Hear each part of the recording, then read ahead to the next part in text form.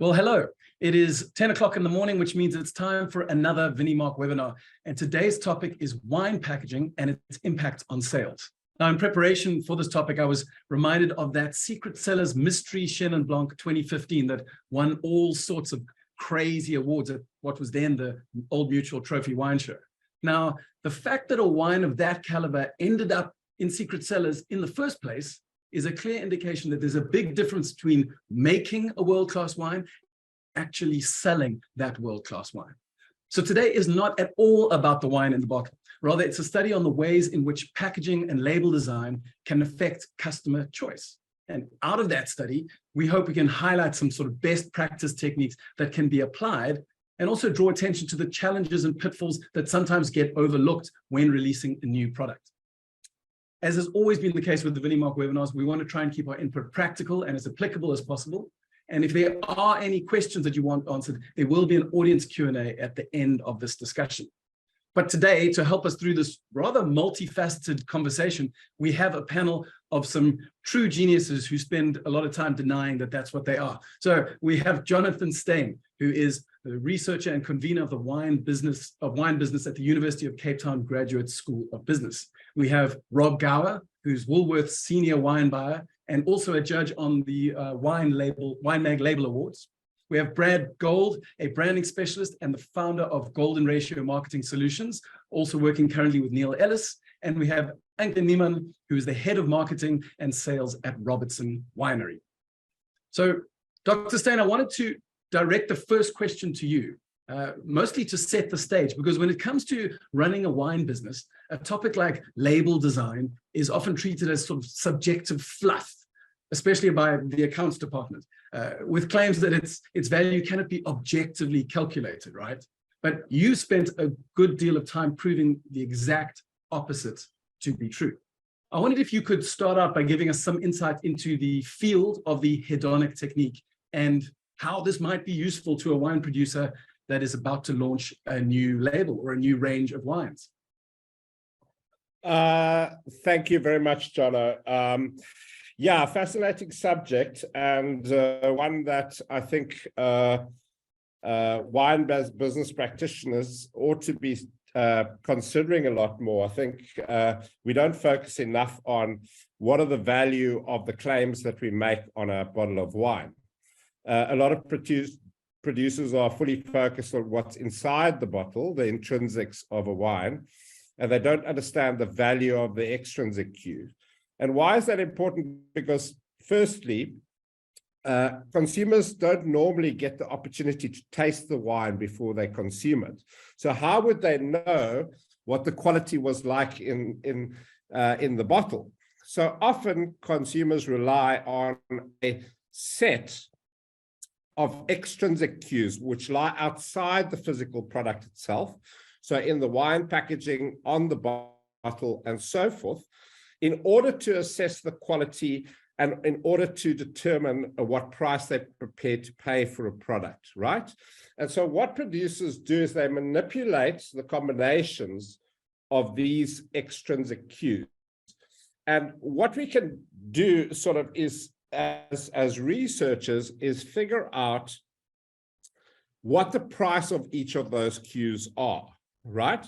So if you have a particular variety like Cabernet Sauvignon, if you have a particular brand, if you have a vintage, if you have a cue on the bottle like Old Vines, how much is that worth and what is the ranking or the status ranking of those cues? Because some might have been around for a long time and might acquired a higher status and therefore a higher value.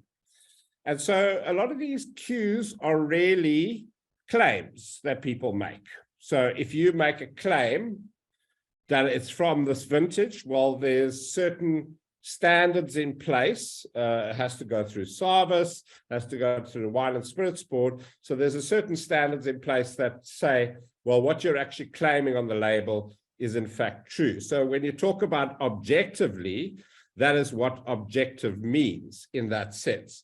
But if someone is saying, for example, this is a family reserve. Well, what does family reserve mean? That's just a claim which has not necessarily been substantiated by any sort of credible standard. So talking about claims on bottles, you talk about credibility. That is it trustworthy? Is it believable? Right? So so if you have Rioja Reserva on the one hand and Family Reserve, well, those are two very different propositions. The one has a whole lot of regulations that go about it. The other is just a subjective claim on the bottle. And yes, you can price it. So I think what producers do is that they play around, because a lot of this has got to do with signaling quality. So we talk about category signaling, where people signal or producers signal the worth of a category, right? So as happened in old vines. So as a lot of these cues appear on the market, for example, with old vines, they form categories, which are just generally buckets of products with similar attributes. And these categories form the basis on which status is often determined, how reputation is often determined, and how image is shaped. So the hedonic pricing model is really just a way in which to price the individual extrinsic cues on labels and in marketing material that together all make up the price of a bottle of wine. And it really started in the housing industry. So if you have a 3-bedroom house, it's obviously going to be worth a lot more than a 1-bedroom house. If it's in a certain area, it will be worth more than another. So the sum of all those cues for estate agents is what sort of makes up the price of a house. And in the same way, wine producers shape the price of a bottle based on the total of these extrinsic cues. And the assumption is that their confidence in certain cues means it ends up on the shelf at that price. And the assumption that if it's available at that price, people are willing to purchase. So it's a very different approach, because it means that obviously if the wine is available at a supermarket shelf at that price, people are willing to purchase. So that's kind of a very sort of brief run through exactly what this thing is about. So would it be fair to say you've got an objective list of terms that have value based on historical market performance? So it's a little bit like, is it a little bit like a fantasy football league, right? Where you go, okay, I want to maximize my chance of success. I'm going to pick all the terms that have performed the best in the last season, and then, go for gold, as long as it lines up with the actual product in the bottle. Yeah. So the issue is with new categories, or when you're extending your product line. For example, you want to create a new product which fits into a different category. So you talk about brand extension, or you've got new product development. So new product development is a bit tricky, because you don't necessarily know how the market's going to react to it. Yeah. But brand extensions, yes. So you know that Stellenbosch, for example, in the old vine, Stellenbosch has a premiumizing effect. You know that Pinotage, in the case of old vines, has a premiumizing effect. White blends had a discounting effect. Oh, wow. So you might know these, mentioning old vines on the back label has a premiumizing effect. Mentioning it on the front label has a discounting effect. So they're all these interesting things, yes, that you need to be aware of when you're making a brand extension, or you're introducing a new product. you don't necessarily have the market information. Yes. So you have also more established cues, like your varieties, like your region, but you also have what we call nascent cues. So these are maybe categories like old vines that you don't know what kind of value is attached to that. We know that now, but it wasn't known at that time. Yes, yeah. So you have more established cues, and then you have nascent cue. It's like houses in a new area, you know, like, to use the housing parallel. You know, if it's in a new area, you know, that you don't know what the worth of the properties are, then sometimes you don't know how to price it accordingly. So it's that sort of give and take. Yeah. Right. So just checking in, extrinsic is stuff on the label. Intrinsic is stuff inside the bottle. Nascent means that actually the market doesn't really know what it means yet. And established is something that is recognized and proved its value. Are we on the same page? Or underpinned by credible standards, right? Okay. Or regulations. So it's actually for the category, yes. Okay, so let's talk about the old vine term, because you've done released a whole paper on this, and that, I guess, started out as nascent and is now becoming slightly more established. Can you tell us what you discovered during just about old vine as a term? Yeah, so I think when we initially started, we found that we only found sort of 160 odd wines out of 300 we sampled. This was back in 2018, before the Certified Heritage Vineyard Seal came about, and we compiled the database of all the different cues. And we looked at the value of the wines, and we used the Wine Searcher platform as a constant.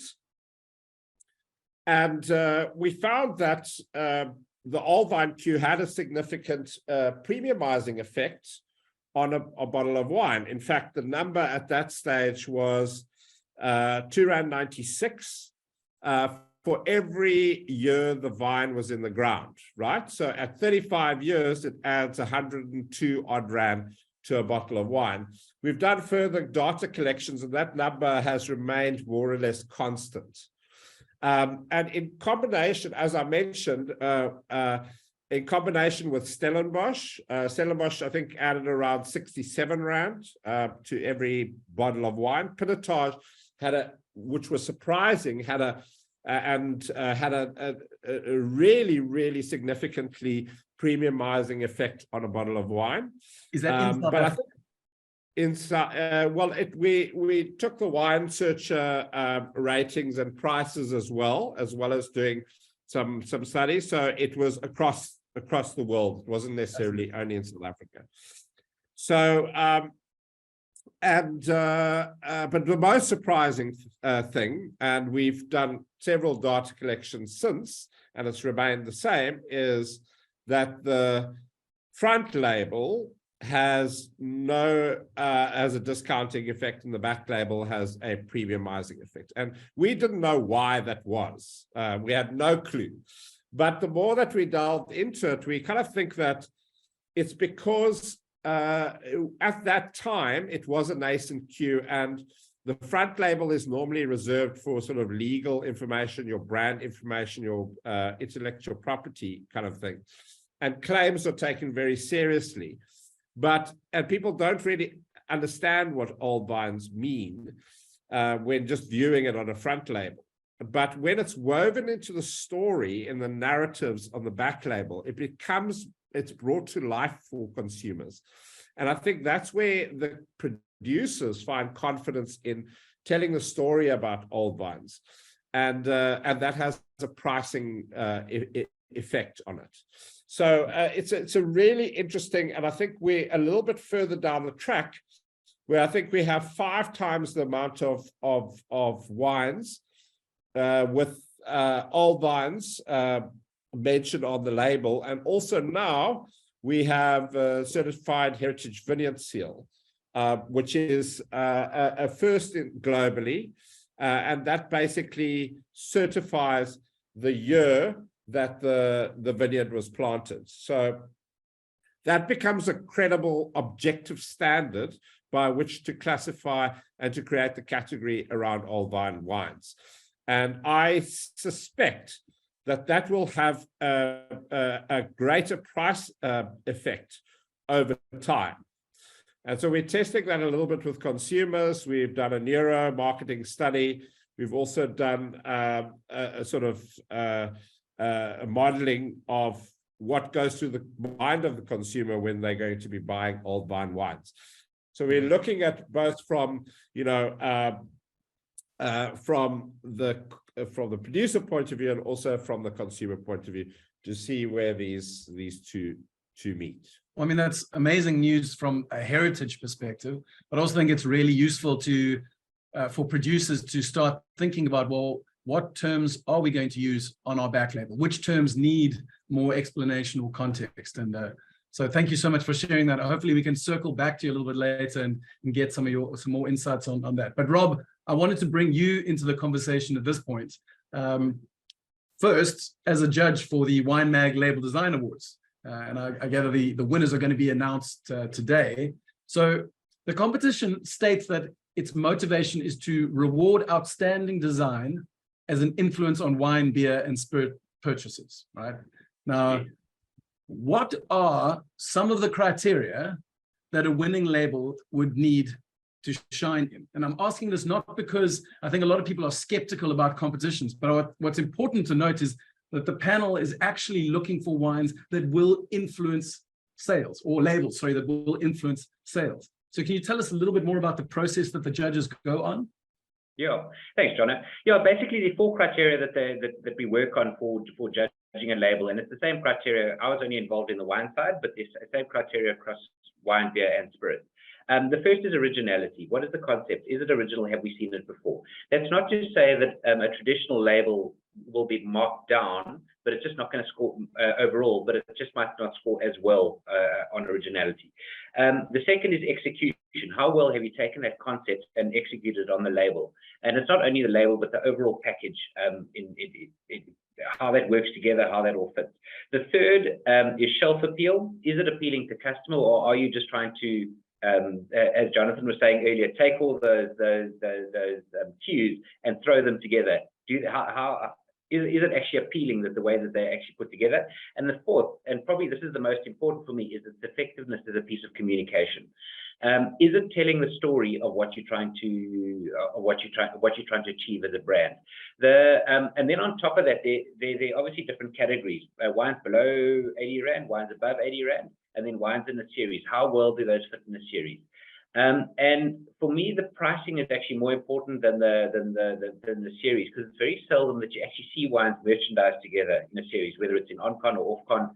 It's really only on a website or at a press release or a function that you're actually going to get to see them together like that. So and then we do pricing. We do see the price of the product. So do they? I mean, quite often we see. In sort of in my day job, we see a new brand that comes on the market. They want to sell it for 80 Rand, but it's in a heavyweight saver glass bottle.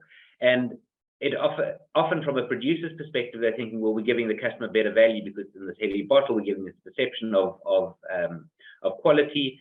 However, customers have moved beyond that. They actually think, what's being shortcutted here? Is the quality of the wine lesser that they can spend more on packaging and things like that? So that pricing aspect also gets overlaid across everything that we do. Wow. That's a fascinating little point there, because that's exactly what I would think potentially as a producer is going, well, let's take those cues, let's communicate value in a traditional sense. But you're saying it actually can make the consumer more suspicious in some senses. Yeah, very much so. So, Rob, yeah. You were saying that the competition is somewhere between 8 and 10 years old right now. I wondered if you could give us a little bit of insight into how these criteria came together in order to decide that this is what a winning label should be. So I wasn't involved at the beginning. So this is where Christian Eads needs to take credit, and I wish I could phone a friend if this was a game show. But they were, I mean, basically the panel is quite spread out. I represent retail, We've got Francois Rotenbach representing Oncon, and then we've got design quite well represented as well. So over time, the criteria have been developed and tweaked just to represent the various fields. This is not to the aim of the competition is not to say this is going to be a sure hit winner on the shelf, but this is a design that has been developed that is going to shift the market. So these are cues that we think someone has done very well. These are there's been a lot of thought that goes into this. Just one thing I'd like to add also is often what we've seen is producers often overestimate how much time people spend with a bottle. And the story that goes into the back of it becomes so complex that you lose the customer in the first sentence. And that forms part of the overall packaging. So and I mean that can be, if we put it down to criteria, it's either effectiveness as a piece of communication and execution. Those are the two where it really comes down. And we saw this year in particular, we saw some stories that it was this one's granny's brother-in-law knew so-and-so, and then they met and this and that happened. And the customer's completely lost. I mean, even us who were sitting and reading the label, we didn't have a clue what was going on. And is it really appropriate to the wine? And as Jonathan was saying earlier, a customer doesn't have that, very seldom do they actually have the opportunity to taste the wine before they buy it. So they've got to have something that makes sense. And why are we putting as a producer, why is the producer putting so much effort into it and not, and what are we trying to hide? Because our customers are very suspicious of some of the things that we do these days. Well, there's that great book about thinking fast and slow. And I feel like perhaps the wine industry, the products have such depth of story or detail of product, we all naturally gravitate towards thinking slow. And we forget that what a lot of the other industries do really well is to grab the consumer in the first second, because maybe their stories are super dull, but they don't need a story if they can get that thinking fast brain interaction with the consumer. Yeah, precisely. And on that, I mean, you've got to, I always think of it as sort of layers of an onion. And you've got to get that, the onion's got to be perfect for them to pick it up. And when they start peeling it, then you can start digging into some of the other stories. And whether the second story is them opening the bottle, the third story is going to an event, the fourth story, or going to a website, the fourth story is going to an event. And those are those layers that you sort of unpick, that you don't just show everything on the first date. You need to draw the customer in slowly. Absolutely. So then I want to take this a little deeper. Can I ask you to switch hats for a second and not speak as a wine label judge, but rather as the Woolworths senior wine buyer? So you see all these amazing labels that are potentially award-worthy, but then you also see all the best performing wines within the Woolworths stable and the actual sales data. So I wondered, to what extent, in your experience at Woolworths, do the best sellers line up with the wine label theory on what makes an award-winning label? Do you see good correlation? I wish I did, but not really. I mean, in a retail space is as brutal as it gets, unfortunately. And that's because we don't have an active voice to the customer. We rely on the customer seeing that product on shelf, taking it off and putting it in their trolley. We don't have a sommelier, a waiter who recommends. We don't have anything like that. I mean, you can have a little bit of ticketing and odds and ends like that, and shelf talkers and all those kind of things. But the effectiveness is debatable about what they can really do. So we rely very heavily on the appearance of the label, but more importantly is actually the brand. So, and does that brand does the packaging talk to what those brand intrinsics are, whether it's integrity, whether it is value, whether it is heritage and history.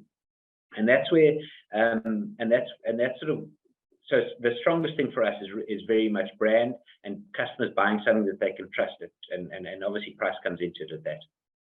You mean we have to do a lot of hard work in customer service? Is that what you're trying to tell us? That's where's all the sunshine, Rob? Customer service is part of it, but I think it's very much, I mean, to be honest, brands aren't built in retail, brands are built in Oncon. And we really need, and that's where restaurants coming back now is the best thing that's happening to the wine industry more than retail. Retail's never stopped. People have just bought what they could and what they wanted to. I mean, obviously during lockdown, people bought what they could, and I think that was an absolute boom for smaller producers, because they found new channels that were never available to them before, when the big producers couldn't sell. So and some of the smaller producers had their best years they've ever had, and all of a sudden their brands are out there. So we are seeing a shift in terms of what that's one of the good things that came out of COVID, is that some of these smaller guys, they all of a sudden they've got a little bit of loyalty going, they've got a bit of that, they are becoming known. It hasn't really blipped on our radar in a big way yet, because we're still very much probably one step removed from I want to say anorak wine drinkers, but we need restaurants to build the brands for us, to make them available. So retail's very much distribution as opposed to selling. I guess what you're also touching on is what Jonathan mentioned earlier. I mean, we're talking about extrinsic terms, label design, tangible stuff, but underpinning that, which can either magnify it or reduce it, is credibility. And, Exactly. And that's, you can't put credibility on a label. It either exists or it doesn't. I think that's a really important point you made. Yeah, and also, I mean, you don't forget. I mean, we're talking about what we portray from the bottle onto the customer, but don't forget what the customer brings into the store with them. Memories of a brand and what they know about it, and they've tasted that wine before and all of that. And that's really what makes a huge difference in what we do. So I think this is the perfect opportunity then to bring Ankia into the conversation from Robertson Winery. I mean, because this is a truly established brand as far as South African wine goes. And so you've described Robertson Winery as the most diversified brand in South Africa, with a product for every consumer. So that's quite a big claim. And I want to hear more about what you mean when you say that. And when it comes to ensuring that the look and feel of a product connects with its target market, you also have a fairly stellar track record. So what I'm hoping you can share today is some insight into the steps that you go through when you're picking a label, packaging, when you're determining look and feel before releasing a product. What is Robertson Winery's recipe for success? Hi, Jono. But there's, I think there's so many factors at play. But let's just start at the first part of your question. So yes, we believe we are the most diversified wine brand. We have 18 product ranges, so we have about 87 different products on shelf in the local market under the brand Robertson Winery. So we have representation across various segments. So yeah, innovation's been key to us, you know, in terms of to grow this brand, and especially this business over so many years. So product for every consumer, yes, it depends what kind of money you have in your pocket and what kind of packaging you enjoy buying. And we also have the same product in various formats. So if you want to buy a Sauvignon Blanc in a glass bottle, we have that. If you want it in a 1 liter or 3 liter, quality is guaranteed, and people know that. So in terms of the second part of the question, I think Rob and I kind of speak the same language. Robertson Winery, it's a commercial brand. So for us, it's always, you have to have clear sight of what is Robertson Winery. And whatever we do, people need to know this is part of the Robertson Winery family, so that we can use the brand equity to help us to get some of the stuff off the shelf. It's cool to do fairies and lights and, you know, flowers on stuff, but if it's not on brand, people won't understand it. So that to me is always the first thing. Is this Robertson Winery? Will people trust it? Will they pick it up? That's the starting point. It's part of something that's established, and we need to utilize that, you know, to make it successful. I can name a couple of examples. I've had the privilege to work on this brand for over 17 years, and we've had some mistakes, you know. There were times when we thought, you know what, let's put Robertson Winery at the back and not at the front, and then epic fail. Because unless you're willing to start a new brand from scratch, then people need to know what it's about. And we're very proudly Robertson Winery, and we built the brand like that. So yeah, it's always, to me, the first thing is it's Robertson Winery first. But so, I mean, in that, what you essentially, it feels like you're saying you really need to know who you are as a company, right? And but when I think of examples like certain champagne labels who have an incredibly well-developed sense of brand, but they were totally shocked to find that their products were being consumed by hip hop stars and were almost embarrassed by this customer base and alienated them. And I mean, it feels like it's harder to know that who you think you are is who your customer thinks you are. How have you guys gone about making sure that those are connected? I think with us, the most important thing is to be authentic and true to yourself first. I think that, and when people start buying into that, that's at least something you can control. I mean, whether it's hipsters buying it or millennials buying it or non-alcoholic consumers buying it. And if they're buying into your brand because you are true to yourself and you're authentic and they kind of have expectation what to, like for us, for example, it's also always quality first. It's great to do innovation and you can sell maybe the first bottle of that. But at the end of the day, if the wine's not up to standard and, what people expect, you're not going to sell the second bottle. So with us, it's also always quality first. And if that's kind of the building blocks of your brand, then it doesn't matter in what packaging people receive it. That's something they come to expect from you. So that's kind of how we think about that. Yeah. So, I mean, not to push the issue too much, but if I were to ask you to, in 3 or 4 sentences, say, what is Robertson Winery? When you're being authentic, what are you being authentic to? Well, with us, it's about where we are from. So with Robertson Winery, maybe I should use an example of the development that we are very proudly nominated for today with our new packaging. So Robertson Winery, we know we're about the town. We are from that place. You can come and visit us. We're the largest employee of people in Robertson. We have 300 people working there. If you go there right now, we have over 2,000 people dependent. And it's the success of the place is because we understand it's the success of the value chain and where it comes from. So we understand that. So for example, the natural sweet bottles that we've been in the market for 30 years, we wanted to do something special to celebrate our 80th birthday. And we didn't just want to do a label change. We had to kind of revive this whole range. It was delisted at most of the big retailers. So another thing that's important for us with innovation is there needs to be a strategy and there needs to be a reason for it. You can't put flowers on a bottle because you feel like it's springtime or we survived COVID kind of thing. It needs to do a job. So it had a big job to do. It's 30 years in the market. It's going on the downward curve. How are we going to get it up there? And something that's authentic to Robertson and everybody that comes and tastes the wine there and drives around. It's the Valley of Wine, Horses and Roses. And we decided, let's amplify that. And that's how we kind of chose this, to kind of go find the roses in the valley. People see it, maybe they don't understand the valley necessarily by looking at it on shelf, but it does tick the other boxes. As Rob said, the first thing you need to do is get people's attention.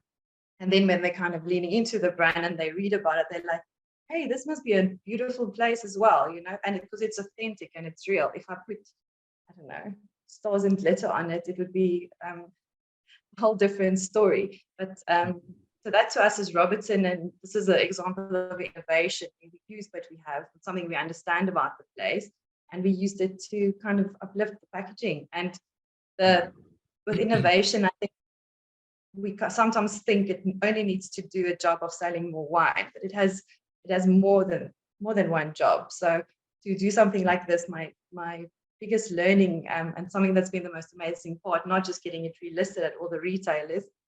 Rob, you and I can maybe chat later, but not just getting it listed at all the retailers, is to see what the job it did internally. Getting people proud of what they do, energy, walking past those lines and go checking that out. A new sense of purpose for the sales teams from a retail side, walking past the shelves and it's popping out. So many different boxes, but the strategy was to get it relisted, new life, and we were able to do that by understanding who we are in the first place. Well, I think, sorry for pressing the point a little bit, but I think it was worth it because that sense of authenticity, everyone likes to think they're authentic, right? But I'm not sure enough producers spend time having that Zoolander moment of who am I? I think it is something that you need to spend time on. And that point you said about going into production, looking at your own team and asking, are they motivated and inspired? That's probably a good barometer of how authentic you are being, right? And what does this have to do with labels? Because it sounds like we've gone off track, but we haven't, because you mentioned another point about you can't just make stuff up. You have to choose elements that are authentic to you. And I suppose the point is that these elements are magnifying glasses on what you already are, right? So producers need to know who they are and then magnify what they want to with clever label design. I think that's a great point. So can I ask, I just want to stay with you for a little bit longer and ask perhaps for a few more nuts and bolts, less touchy-feely, but when you're about to launch a product, right, you've got it, it's looking beautiful, okay, and there it is. But what else do you need to think about when you're putting this into market? Obviously, pricing is an obvious one, but what are some other elements that need to go along with a beautiful product when you're about to launch? Well, firstly, I am marketing, so stories and emotion is kind of intertwined. We have, that's a good question. So we never start we start a project obviously on an internal side. When we look to our homework, we have procurement, we have everyone around the table, but we also have some of the people in the market involved. So we won't go on a journey to do any new packaging if we're not absolutely sure we're going to get it listed somewhere. So at least we're not just making these beautiful things with a hope that maybe we'll have, we start working on the other side as well. And then from a Robertson Winery point of view, we obviously, as I said, it's about the value chain. So we have a very strong partner in Vinimark and a strategic partner in that. And with Robertson Winery, we also have a trademark team. So that helps and works with the Vinimark sales team. So we do strategic listings, make sure it's at the right places, utilize relationships, tastings and activations, wherever we can, collaborations, media events, and making sure it's out there. We're pushing as hard as we can, as fast as we can, and give as much life and love to these products to make sure it's on shelf. Sometimes it's more difficult because what we've seen now is we have these beautiful flowers and one of the old bottles are standing there and people won't pick it up. So then you have to go there and you have to have the relationship, and you also have to know, what, then we have to swap it out. You're going to have to, you can't just wait and hope you're going to lose some money to make a lot more money. You need to go into it open-mindedly. So thinking smartly about it. I mean, we compete with not only wine, with a big category, and some of the other categories really have a lot of money to spend. So with wine, we always have to be so smart about it.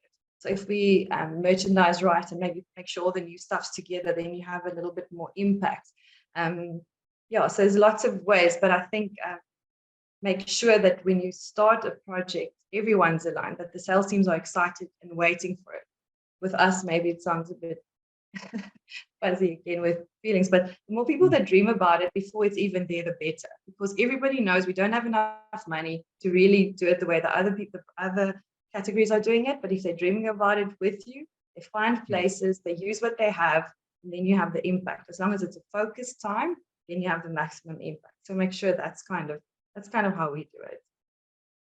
So just to be clear, emotions and feelings are essential. I mean, that's what customers aren't logical, they're driven by that stuff. So I wasn't being disparaging. I was more saying once you've articulated the message, there are then practical things. And I think merchandising is what you picked up on, and Rob touched on it earlier. You can have these amazing range of products, but unless you've gone and strategically thought about what they're going to look like on the shelf or how the customer is going to interact, that's a problem. So thank you so much for sharing on that.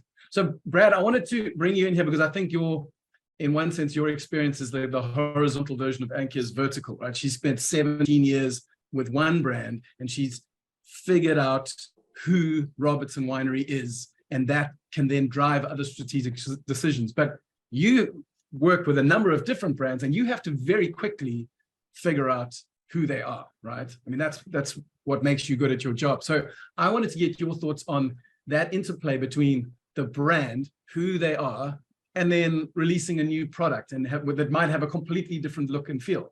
I know you've recently joined the team at Neil Ellis, and you've brought about some fairly seismic changes to some of their products. So, what are your advice and your caution, and how you do it in a clever way to producers who perhaps are bored of their own brand and want to try something fresh, but they also don't want to lose the feel of their brand? How do you walk this tightrope? Yeah, well, that's exactly what it is. It is a tightrope. Now, you asked the question, or you brought up the with Ankia, do you know who you are? Do you know who your brand is? And do you know who your, do you know what your customers think of you? So, we often spend time just jumping into packaging and not enough time really diving into brand. And we use this word brand quite loosely. It's brand is not just the product.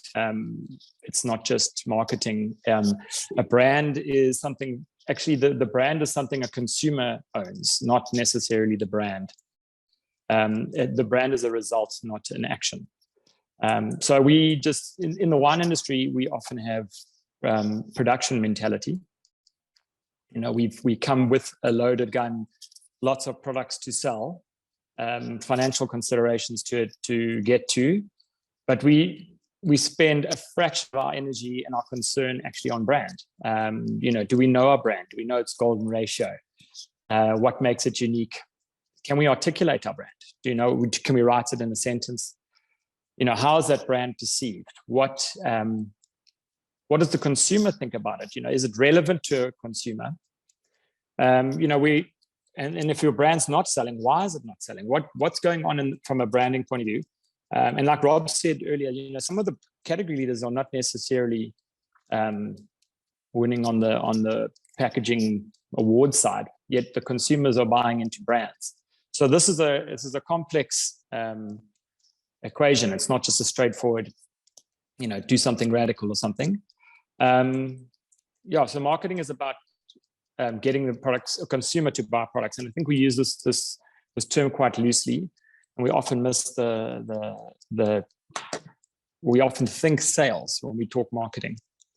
But just coming back to your question, to help a consumer cross over is to understand the brand, really spend the time. Like I said, we spend time in production discussions and wine conferences and tastings and South Africa's come a long way in growing our quality. But we spend very, very small amounts of time on brand, working out what that brand plan is. Do we have a brand plan that's different to just a sales plan and financial considerations? My rule is always brand first, product second, marketing rolls us out, and sales, and Ankia mentions getting the sales force aligned. Sales rolls us out. It's quite a holistic process. You can't just copy what your neighbor's doing and think that it's going to work for you. What might be, another analogy is looking at women with their makeup. One lady looks beautiful with a certain color Pantone touches. You put it on someone else and they either look like a clown or they look underdressed. So you've really got to figure out what is right for your brand. But again, we spend less time on brand. We spend a lot of time on production. So when it comes to, here's another analogy is when you go and build a house. Now, change, as you said, is quite scary. If you lived in a home your whole life and now you've got to build something new, you won't just start building. You will first spend time you might draw it in your book. You might sit down with the architect, but you'll sit there at a conceptual stage for quite a long period of time. The architect will ask you a lot of questions, and jumping into packaging into things too early is like coming to the architect with this lovely tap and saying, "This is what I want," and it's just way too early on in the game. You first start with the plot. What do you have? Do you need a braai? We all need a braai in South Africa. Is it north facing? Is it got slope? Does it need a pool? How many bedrooms? Cape Dutch, modern. Where are you? what do you see when you see this home? And you start building this concept in your mind, which you then draw. In the wine industry, we often just jump straight into taps as opposed to, and the building process before actual conceptualization and making sure that that's modern or relevant to a modern consumer. Because if you're building this house to sell, you're not going to build what you like. You're going to be thinking of your future buyer in mind. So that's how brands should be thinking the whole time: is who are we, what do we have, but ultimately who are we selling to, and trying to understand that connection. So if we bring it down to a real world example, I mean, can we talk about the West Coast Sauvignon Blanc a little bit? In Yeah. the sense that, right, so it's a project that you did for Neil Ellis. Neil Ellis is a fairly traditional brand. This West Coast label is very, very different. I would say possibly it doesn't feel like a Neil Ellis product. So this is the question. I think it's amazing. I want to know the process that you went on. How did you determine what you were going to do with this label, given that it's such a drastic change? Like, what questions did you have to ask that perhaps producers can ask themselves? So again, I studied the brand, and go back to the original essence of what Neil Ellis wines are, or what the brand is all about. And this isn't a startup. This is a man who's been in the game for, I mean, his first wine was 1984. This is 40 years. Ex-Roy Constantia. He's been in the game for a long time. And when everybody was building estates, Neil Ellis was, pioneering something new. So, and he's had the West Coast has been in part of the brand for 30 years.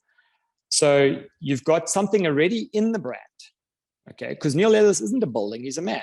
He's a wonderful, kind man that shook the industry.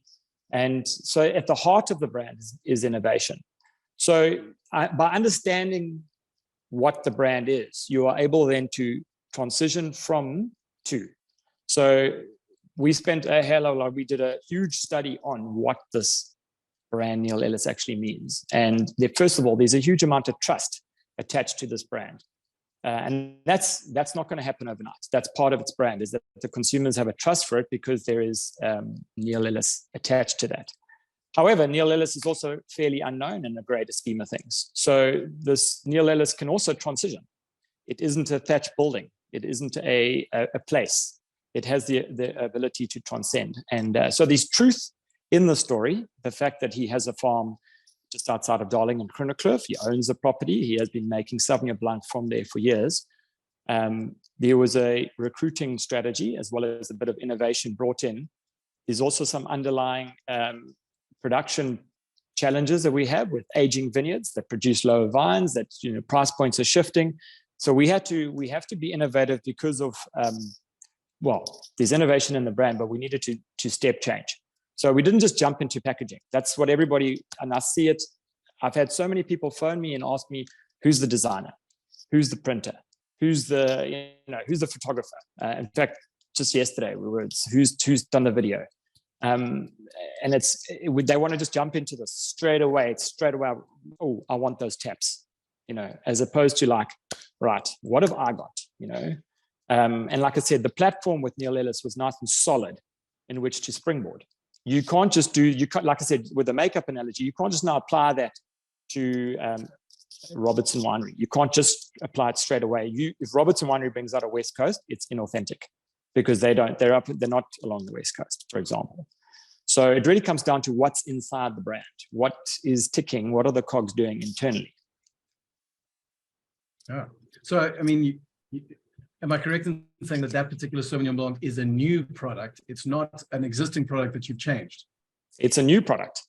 It's definitely a new product. It's part of a lifestyle range. It's so, like I said, we've got products that are this particular Sauvignon Blanc that comes from Kruinerkloof is an old vine. It's starting to transition, and you can't just move a consumer from a certain price point and jump them up. And Jono was able to say there's actually all values that you can attach to these old vine things. Now, the vine has now become old. So now it's reached its old vine status. You can't necessarily just shoot up the price point because brands have got gravity, brands have got inertia. And so we needed a vehicle to solve a business case. And the beauty of this process is that Neil was open-minded. So this is often the danger, is that the brand is often, or the brand manager is often the business owner. And that becomes instead of that being the platform for development, it often becomes the ceiling of approval. And that can stifle the lateral thinking and the creativity. And Neil was just open to listen, open to suggestions, open to thinking and tying it to truth. And he was just the guiding force behind truth the whole time. Are we true? Are we true? Are we true? And that sort of was the guiding force in all his wines. Are they authentic? Are they true? And it's something we carry on through the range. So it's become this little internal cog or internal mechanism for checking what we do. Yeah. Well, I think there were three things that you brought up there were really important. First was perhaps the process for a new product is more freeing than when adjusting an old product. And Anke, you talked about that. You have to be very careful when updating a product. That can have effects negatively in the sense for stuff that is already in the market. And yeah, so one needs to consider that process by looking back to what the company already is. Yeah, thank you. So Anke, can we circle back to you a little bit? Because we talked a little bit about, like you mentioned the fact that you perhaps overlooked what that effect would be on older products, but you've also had the opportunity to launch some new products, and you've designed labels, and you've felt like you did the right thing and yet somehow failed to hit the mark. Can you tell us a little bit about some of the things you've had learned from your failures? I mean, I think your experience is invaluable if you're willing to share it. Jono, you can do all the homework and you can tick all the boxes and you can still fall on your face. I mean, you can't control everything. You can hope, you can invest, you can research, but the world can change in a moment. And I think that's something we all understand very well. So with any innovation, not only have to be open-minded, you have to be hell of a brave. And so in the last couple of years, I was so excited with the wine industry decided to look for us innovation because budgets are limited, etc. We think innovation's a label upgrade. You know, we change the blend or like the font or the, you know, we think we're going to change the world with those things because it's something we make sense. Consumers might not even notice, but we did hear about the success of cans, and it's a new way to consume. We all know the struggles we are facing and barely sometimes surviving with console and glass. So cans could be the answer to many, many questions, but we're sitting with quite a traditional market. So we had a couple of, more than a couple of brave brands that decided, you know what, let's take the leap. You know, let's go for it, let's try. And Robertson Winery, and we were also part of that. And we did a lot of research. We made sure we understand the job it had to do. I mean, it had a lot of problems it solved in restaurants, picnics, camping, adventures, you know, it's convenient. It's Callum drinking at a school rugby match, like the possibilities were endless. And when we started talking about it, we learned quite a bit from consumers, so we were excited. And we launched on the Friday before lockdown. Alcohol ban started that next week, Monday. You know, when these stuff, when you book your launches, we did it. Nobody will see that. So we had 200 ml cans all over the country, ready for South Africa to start figuring this out with us. Nobody knew where the heck are we going to put it on shelf, you know, but it's a new category. We're going to play. We're going to take on some of the RTDs. And then South Africa realized all they need is like, they need a lot of wine. They're at home. I mean, they are not interested in 200 ml. They can't even go to restaurants.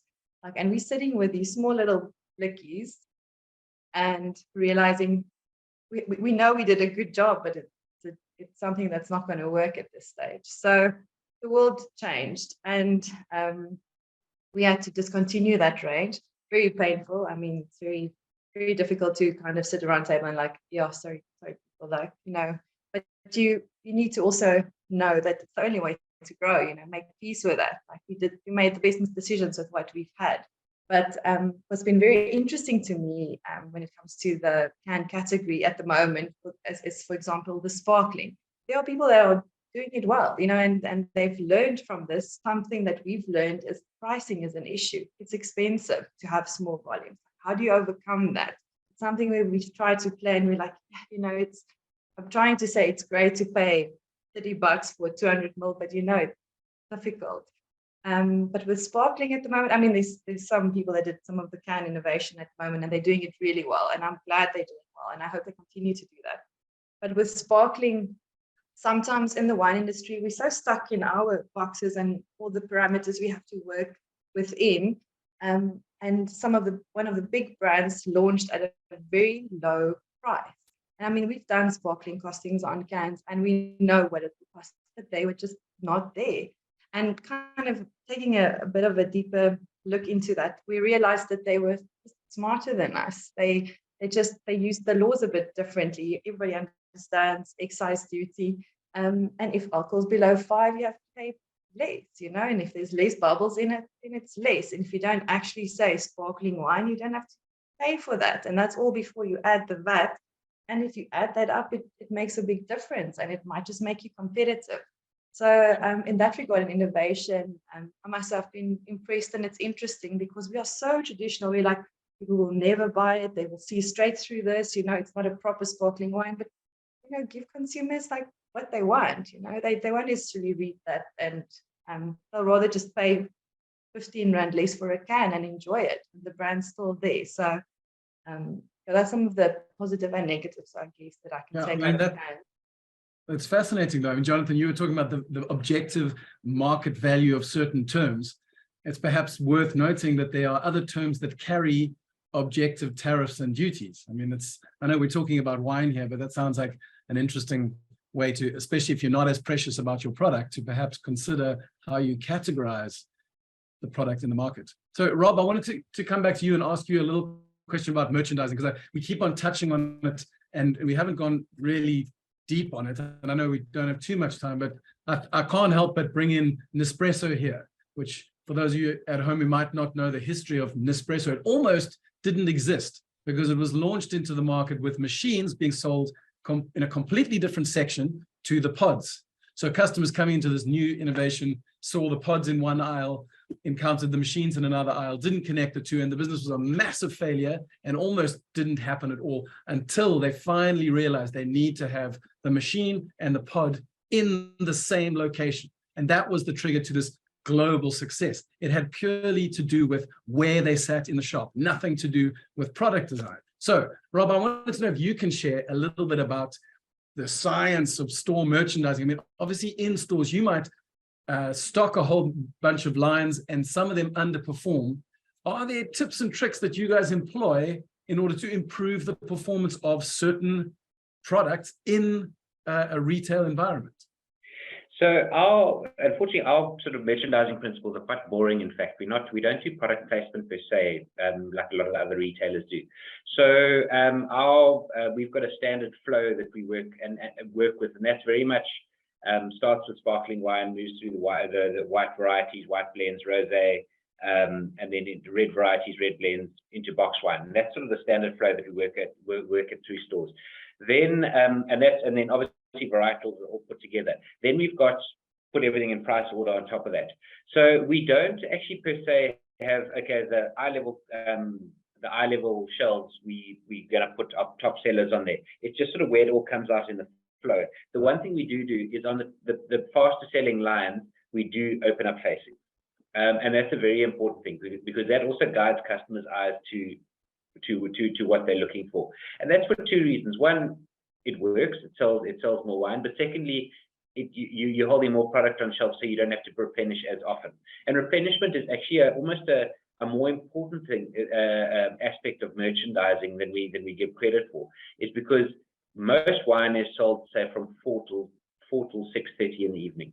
And if you don't have enough product on shelf, you're never going to get a merchandiser in there at 5 o'clock to try and replenish the wine. So you've got to have enough product in that small little window of opportunity to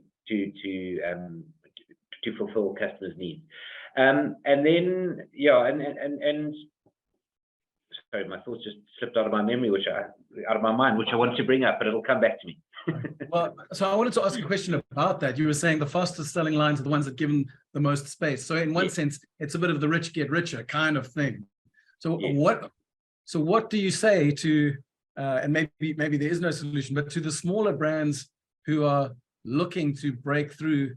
I mean, have you encountered some particularly creative or ingenuitive solutions to those sorts of merchandising challenges?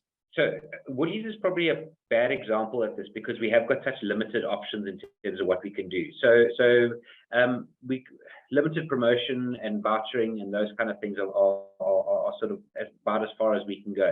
I know in other retailers they can do a little bit more, just purely because they have got more options available. They sell space, we don't sell space. gondola ends and all that kind of thing. We do try and feature newer lines and that on central units and all that kind of thing. The one of the aspects that we don't use enough, and I think as an industry, and just going back to your initial merchandising point, that's actually what I want to bring up. One of our biggest failures that I've had at Woolies, we tried to do a pizza and Prosecco promotion this is just pre-COVID. The pizza was in the fridge, Prosecco was in the wine area. Now in South Africa, in terms of a grocer, your area is licensed. You can't, so you can't take wine out of that area and take it to the fridge. In the same vein, you can't take a pizza out of the fridge and bring it to the wine area because the fridges work differently. It's not just keeping cold, they've got alarms and they've got tracking and they've got all things like that. So we were telling customers to go buy their pizza, come buy their Prosecco. And it was an absolute disaster. We try to do it now again post-COVID, where we did a brand and Biltong. I think we had one customer who actually bought the two together because they just weren't sitting together. Wow. Yeah. So it's yeah, more of the same. And I think that comes back to your point of you have less time with the consumer than you think. And perhaps put another way, the consumer is going to go to less effort than you think they will. Exactly. We're all hoping that the consumer really is going to put effort and put all the effort, because you put effort into your brand, that the consumer is going to reciprocate. And that's something that we expect, but we never actually get. And one of the things that I've learned the hard way at Woolies is earning that right to play. And by right to play, you've got to look back to Brad's point about what are your brand intrinsics, what do you really want to be known for. And it's all very well looking at Nielsen data or True Data or whatever and saying, oh, Sauvignon Blanc's doing well, right, we're going to do a Sauvignon. Are you really a true Sauvignon producer? And that's where I mean, at Woolies, we've get it wrong a lot. I mean, we've got our premium ranges, we've got the signature range, which is the wines are absolutely superb, but they are so difficult to sell. And it's just purely because we haven't earned the right to play at those price points yet. And that's and we're a premium retailer. So it's very much being true to yourself and not just trying to jump on opportunities. We launched that box wine project during lockdown. And I think if any other retailer tried to do it, it wouldn't have worked because we'd earned the right to play in premium. And we could come down from premium with brands. If someone else had tried to do it, it would be seen as trying to cheapen the brand. And to Jonathan's point earlier, it can either be an accretive or a dilutive influence on what your brand can do. And that's where also, I mean, when we did that project, we had a lot of brands that said, no, we don't want to be involved in box wine. It's not our market. And to be honest, I've got more respect for that than anything else because they really were true to themselves and what they want to be known for, and not just jumping on the opportunity. Nice. So I mean, your comment about right to brand. I know we're running out of time. I wanted to bring one more question back to Brad. There are labels, there are new products that just grip a market. They just sit on the shelf and they immediately grab attention. And we all say, oh, we have less time with the customer than we think. They pay less attention than we think. But there are those products that just manage to draw the consumer in. And for whatever reason, they do spend more time. I wondered, do you have in your mind a case study, it can be anywhere in the world, that perhaps you think of as like an inspirational story that you refer back to when you're trying to replicate that success? What is a story of a product that you feel like, wow, they really hit the nail on the head when it came to launching a new brand or a new look and feel? Geez, that's a loaded question. Geez. Because outside of wine, it's a difficult one. You know, to talk about, well, inside wine, it's a difficult one to talk about because success doesn't necessarily happen overnight. It's not a quick fix. Sure, trying to think of a brand instant success. I mean, I like to look at something like, you know, Apple. You know, Steve Jobs was obsessed with brand from the get-go, and he understood the holistic nature of his brand to a point where he even stepped out, you know, to another division, resigned as the boss because he knew he was needed elsewhere. That would never happen in wine. There's too much financial pressure, there's too much levers, there's just too much going on for someone to, you know, think like that. So it's a difficult one to just instantly. There is a brand coming soon called West Coast. So yeah, it's a difficult one to. Okay. You put me on the spot there. Sorry.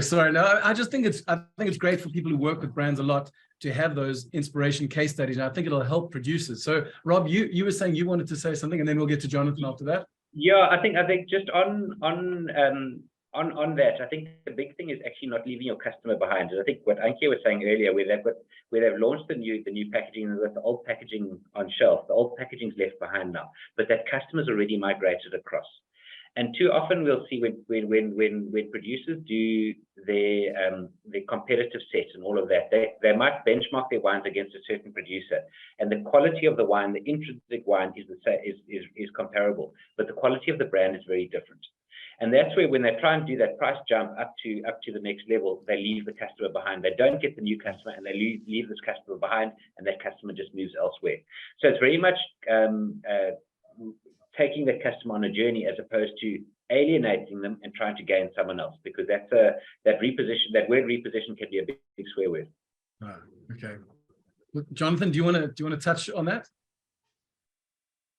Well, I think you muted. Touch on something quickly. I mean, I really liked how Ankia and others spoke about authenticity.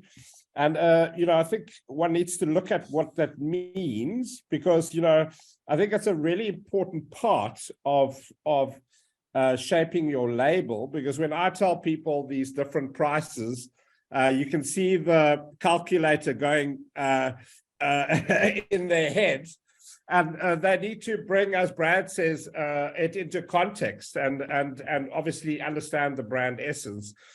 Just a little comment on authenticity. It means to be true to oneself, but it also has this component called sincerity. That means consistently acting on one's own values or walking the talk. So authenticity has sort of three components. The one is sincerity, which is a little bit different, but also part of authenticity. And then the other is connecting to a category which you're part of, and as we mentioned, like the old vine category. And the third aspect is, as Brad mentioned, connecting it to a person, place, or time. And I think all your cues that you put on your bottle, all the work that you do, it shouldn't be automatic. There should be a lot of thinking involved, and you need to take into consideration, well, how are we being authentic and sincere? Because that really speaks to your identity and makes your identity credible to other people. And this word credible is really about persuasiveness, right? Persuasive, or being believable, and also trustworthy. So that's sort of my final comment, just to sort of bring it around, because I see a lot of people are touching on this, and I think it's important just to frame that so people understand the difference. Fantastic. So we're a little bit over time, but I still would like to leave a gap for if anyone on the panel has questions for other members on the panel. I see we don't have any audience questions right now, but perhaps one will come through in the next minute or two. But rather than just rush off, I feel like we're in a good spot, and I just want to see if we can squeeze the last few ounces of wisdom out of you guys before you leave us. Yes, Rob. Mine's actually a statement rather than a question, and I think the one thing that we haven't sort of touched on is sort of the true purpose of packaging. And first and foremost, to protect the product, is to transport the product. And that's why it's got to be fit for purpose. And I know at Woolies, it's always a hot topic that Woolies stuff is over packaged and this and that and all that kind of thing. But if you want to go back to carbon footprint, then about 95 or 98% of the carbon footprint is actually in the product and not in the packaging, no matter how much plastic you wrap the thing in. So making sure that product is actually is protected, and then making sure that the packaging that you use is fit for purpose. So is your brand a retail brand? Is it only for on-con? Is it for a rest? Is it designed to be sitting on a Christmas table or on a restaurant table? Is it all of the above? And then secondly, something that's very important in wine these days is Vivino. Is it Vivino proof? Because a lot of brands are Vivino proof, and we need those OCRs to be able to recognize what the brands are. And then also when you evolve your brand, don't always think of where that wine is going to get to your customer and who the eventual customer is. And the customer and the consumer could be different people. So you could have a wine that's going to be sold through a retailer to a housewife who's going to serve it at dinner with friends, for argument's sake. The end consumer is the friends and the family, but the housewife is the customer who's actually buying the wine. The retailer relies on a barcode, but they can't track what they're packaging. So if you want to do a packaging changeover, I can't see from my side that whether it's old or new packaging. I can only see that there's a barcode flowing through. So you won't get that changeover as clean as what you want. But you need that bottle of wine that you're trying to sell to appeal to the housewife who's potentially buying the wine. And I'm using housewife because our customers are 65% female. But our consumers, from what we've seen, are predominantly male. So that's why you've really got to understand what your channel is that you're going to put your product in through. And then remember, to Jonathan's point earlier, what your messaging priorities are. Is it brand? Is it cultivar? Is it vintage? Is it place? Is it story? Is it image? All those kind of things, and prioritize those things, and how you're going to communicate it. I think there's a lot of thought that's gone, as I said earlier, that's gone into the story and the background to the brand. But the simple brands, I think, are going to come back. And we saw it in the Wine Label Award. Some of the ones that are just very simple, name of the farm, varietal, vintage, and a little picture, that's it. Okay. People like simple and understandable without being too complex and too overthinking. Amazing. Thank you, Rob. So what I'm going to do is do my best in 60 seconds to sum up what I think has taken place today. And if I miss anything, you guys are welcome to chime in. And then I think we are done. So the first point that popped up for me a number of times was we have less time with the consumer than we think we do. We need to learn how to get them to understand our brand when they're thinking for a fraction of a second. The second point that Jonathan talked about at length was that words and terms have specific values that the customer will connect with. And also that where it goes on the front or back label can have an effect on the value of that. Then he also pointed out that categories do exist. The more established terms are easier to connect with the consumer because they already understand it. And one needs to be aware when introducing new terms that they might not understand. After that, it felt like that if you are going to innovate and design new labels, it's not an isolated process, but rather that the label that you put on the bottle is going to be connected to your brand, to your sense of credibility with the customer, to the authenticity, which of those begs the question, what is my authenticity? What is my credibility? Who am I? As I said, every producer needs a Zoolander moment, and Ankia spoke about that at length. And from there, we need to move on and go, okay, we've got our product. We're in the category. We're using the terms that we think match who we are and what the product is. But we also need to think holistically. And we need to understand how it's going to be produced, where it's going to sit in the store, and how the consumer is going to engage with it. Design cannot exist in isolation, but needs to be connected to the consumer experience. And lastly, there will always be the eternal challenge between your credibility and authenticity and your desire to innovate. And Rob just touched on this.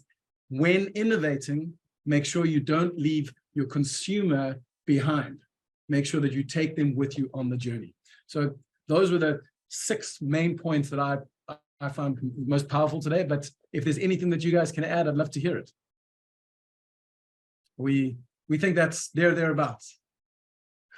Great job. Well, thank you so much, guys. I just want to thank Ankia, Jono, Rob, Brad. You guys have been amazing today. I feel like I'm inspired to go and think about every wine I drink a little differently now because of the hard work that goes into the process behind. To producers who perhaps want to understand more about these processes, ViniMark actually has a podcast series, and it has a whole series of webinars which are available on YouTube. And it's where they talk about things like cellar science and viticulture and marketing and sales. So be sure to tune into those if you haven't caught them before. Thanks again for your time, and we hope you have a wonderful Thursday. Cheers.